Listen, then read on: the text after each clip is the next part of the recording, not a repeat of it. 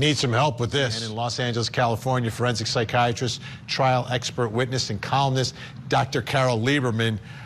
Okay, it's a love triangle, no doubt, but I don't know if the other guys kind of know. Sigfredo apparently knows about a dentist. Charlie doesn't know about Sigfredo. And now we hear from Luis that Sigfredo knew, and the only way to get back with Katie was to do this job for him. Dr. Carole Lieberman, I'll start with you. This is a mess. This is like sex and murder all mishmash together. Yes. You know, whether or not he becomes, he's found guilty of the murder or is playing a part in the murder, he certainly is guilty of having bad judgment when it comes to picking girlfriends. You know, in all of Florida, there was no other woman who would like a nice dentist. It doesn't really make sense.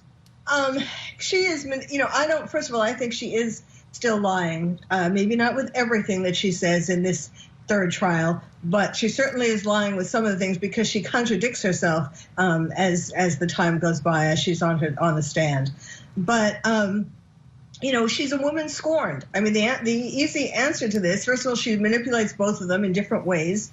She takes money from the dentist, and meanwhile she's having sex and sharing her children with Sigfredo.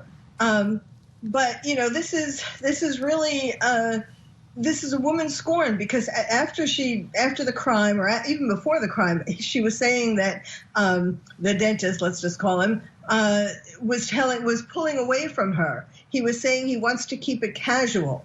So when she started realizing, even before the murder, that he was going to be keeping it casual, that he wasn't going to marry her, and you know she'd have this wonderful lifestyle, you know, then all bets were off.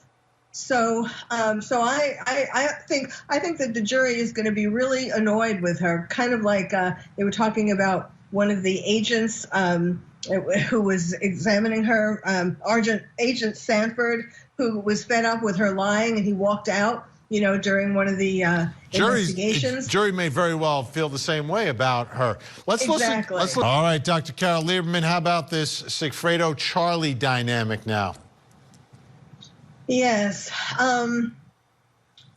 You know, he obviously felt less than, you know, felt like intimidated by, or felt like he compared poorly to this rich dentist. You know, it's really interesting how every time she's asked about, well, you knew he had a lot of money, right? Oh, well, I don't know. I mean, I know he had an okay job or a good job, but I don't know how much money he had. She kept downplaying that. And really, that's what she was after. She was a gold digger.